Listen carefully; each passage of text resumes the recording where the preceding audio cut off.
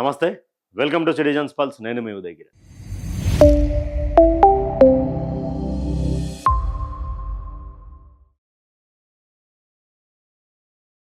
ఎన్నో అనుమానాలు. మెట్రో ప్రభుత్వపరం అవుతుందని చెప్పినటువంటి రేవంత్ సర్కార్కి మరో షాక్ ఇచ్చింది ఐఆర్ఎఫ్సి.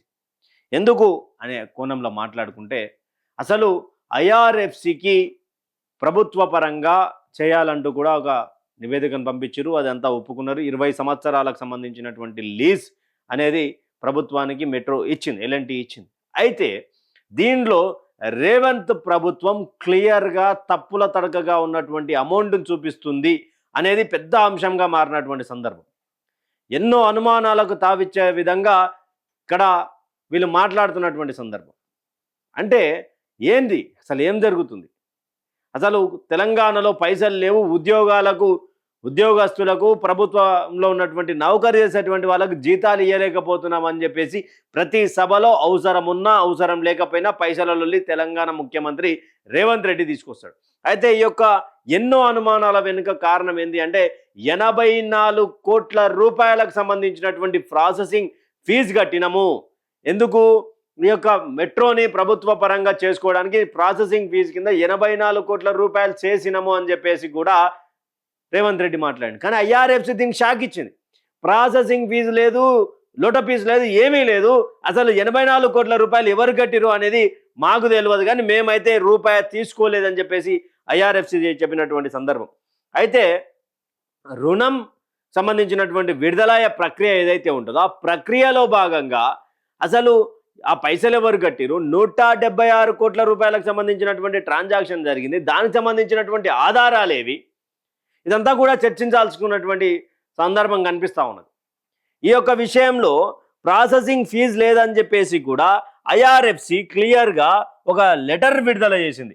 ఒక లెటర్ని విడుదల చేసింది. ఏమని? దీనికి సంబంధించి Indian railway finance corporation limited, ఇక్కడ SEBI percent regulation of 30 of SEBI listing అంటూ కూడా ఇక్కడ క్లియర్గా ఇచ్చిర్రు. దీనికి సంబంధించి మరి ఏం మాట్లాడతారు? దీనికి సంబంధించినటువంటి విషయంలో IRFC signs Rs 13,527 crore refinancing deal for Hyderabad metro in major push to urban rail financing. CMD Manoj K Dubey New Delhi నుంచి Indian railway finance corporation limited IRFC Navratna central public sector enterprise under the Ministry of Railways on Monday signed as Rs 13,527 crore term loan agreement with L&T Metro Rail Hyderabad Limited. L&T MRHL refinance the debt obligations of the Hyderabad Metro Rail project, marking a landmark refinancing transaction in India's urban transit sector. The transactions reflects IRFC continued evaluation and the loan agreement was signed in the presence of IRFC CMD and CEO Manoj Dubey and Telangana Chief Secretary K. Ramakrishna Rao, highlighting the strategic significance of the transactions for strengthening urban mobility infrastructure అంటూ కూడా ఒకటి ఇచ్చారు. కానీ ఎక్కడా కూడా ఇక్కడ రేవంత్ అన్న దొరికిపోయినటువంటి సందర్భం ఏంటంటే, ఎక్కడా కూడా 84 కోట్ల రూపాయలకు సంబంధించినటువంటి ప్రాసెసింగ్ ఫీజు గురించి ఎక్కడా కూడా వాళ్ళు మెన్షన్ చేయలేదు. అసలు ఆ 84 కోట్ల రూపాయలు ఎక్కడికి పోయినాయి? అసలు దానికి సంబంధించి జూన్ 1 నాటికి అసలు ఎల్ఎన్టీ నుండి మనము ప్రభుత్వ పరం చేసుకోవాలి. ఇది మెట్రోని చేసుకోవాల్సినటువంటి సమయంలో టేక్ ఓవర్ చేయాలి. అదే దానికి సంబంధించినటువంటి విషయంలో ఇక్కడ పూర్తిగా 1,400 కోట్ల రూపాయలకు సంబంధించినటువంటిది ఒకటి, 1,400 కోట్ల రూపాయలకు సంబంధించినటువంటి ఒకటి, తర్వాత 13,526 కోట్లకు సంబంధించినటువంటి ఒకటి, తర్వాత ఇవన్నీ కూడా జరుగుతూ ఉన్నటువంటి సందర్భంలో అయితే ఇక్కడ 8.84 కోట్లకు సంబంధించినటువంటిది ఇక్కడ ప్రాసెసింగ్ ఫీజు ఎల్ఎన్టీ అని చెప్పి అన్ని మాటలు మాట్లాడుతున్నా కూడా ఎక్కడా కూడా అది మెన్షన్ చేయలే. మరి 84 కోట్ల రూపాయలకు సంబంధించినటువంటి దాంట్లో ఎన్నో అనుమానాలు బయటకు వచ్చినాయి. ఇది గత నెల 25న ఐఆర్ఎఫ్సికి సంబంధించినటువంటి ఓ భాగం దీన్ని స్టాక్స్ సంబంధించినటువంటి ఎక్స్చేంజ్ స్టాక్స్ ఎక్స్చేంజ్ సంబంధించినటువంటి ఐఆర్ఎఫ్స్ పంపింది. త్రైమాసిక పేమెంట్లతోటి 20 ఏళ్ల కాలానికి ఇచ్చినటువంటిది ఏదైతే ఉందో ఆ 20 ఏళ్ల కాలానికి సంబంధించినటువంటి విషయంలో క్లియర్గా వాళ్ళు ఒక లెటర్ రిలీజ్ చేశారు. కానీ 84 కోట్ల రూపాయలకు సంబంధించింది లేదు. అయితే ఇక్కడ అనుమానాలు ఏమేమి వస్తున్నాయి అంటే ఈ అనుమానాలకు తావేంది, అసలు అనుమానాలు ఏంది అని ఒకసారి మాట్లాడుకుంటే ఇక్కడ రుణం మంజూరుకి ప్రాసెసింగ్ ఫీజు ఉంటుంది అని చెప్పేసి ముఖ్యమంత్రి గారు మాట్లాడితే ఉండదు అని చెప్పేసి ఐఆర్ఎఫ్సి మాట్లాడుతుంది. మరి ఐఆర్ఎఫ్సి చెప్పింది నమ్ముదామా, మన ముఖ్యమంత్రి గారు చెప్పినటువంటి మాట నమ్ముదామా?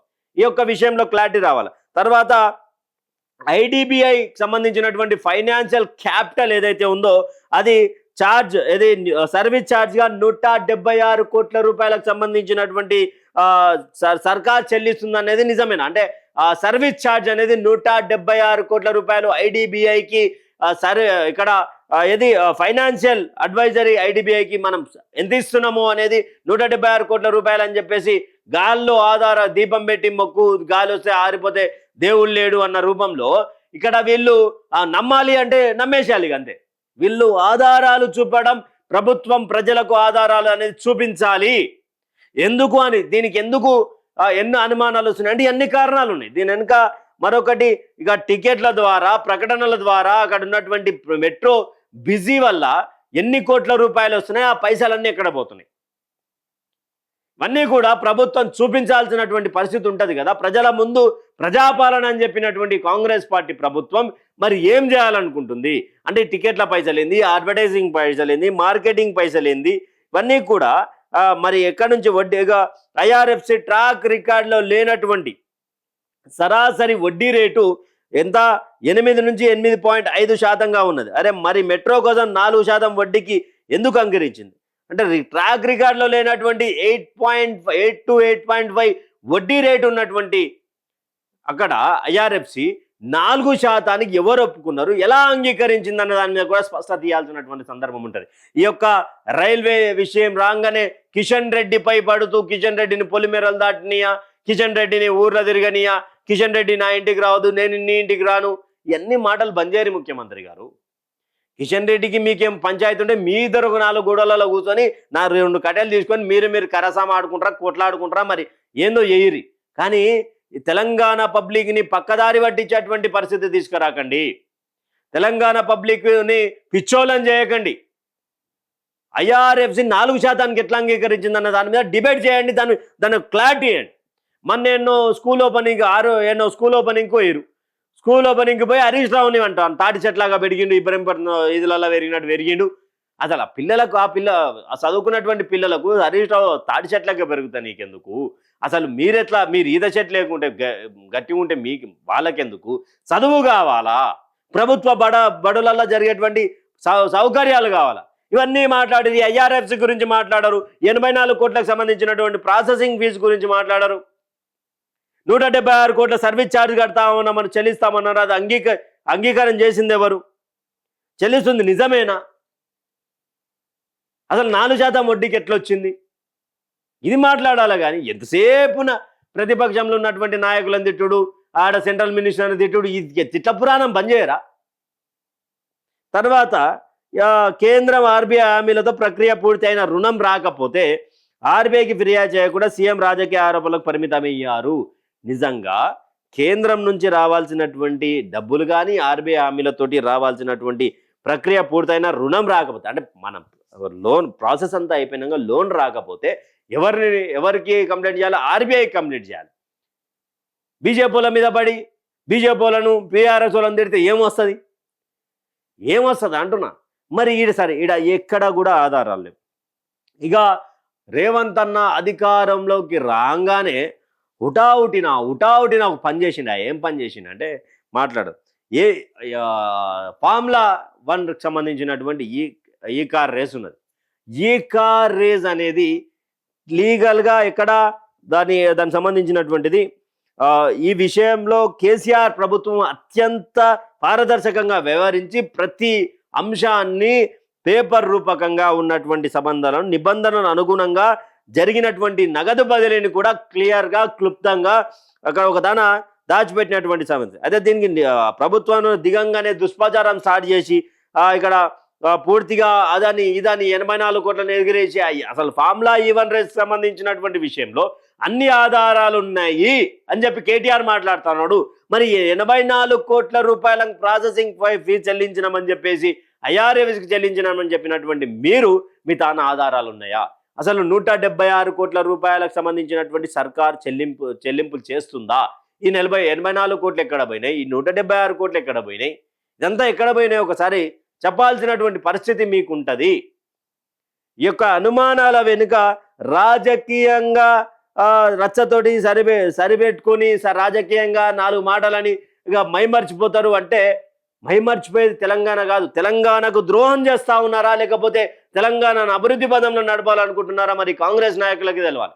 ఈ యొక్క అనుమానాల వెనుక, ఈ యొక్క 84 కోట్ల రూపాయలకు సంబంధించినటువంటి అంశం వెనుక మీ అభిప్రాయాన్ని కామెంట్ సెక్షన్లో కామెంట్ చేయండి. Thank you for watching. Stay tuned with citizens pulse.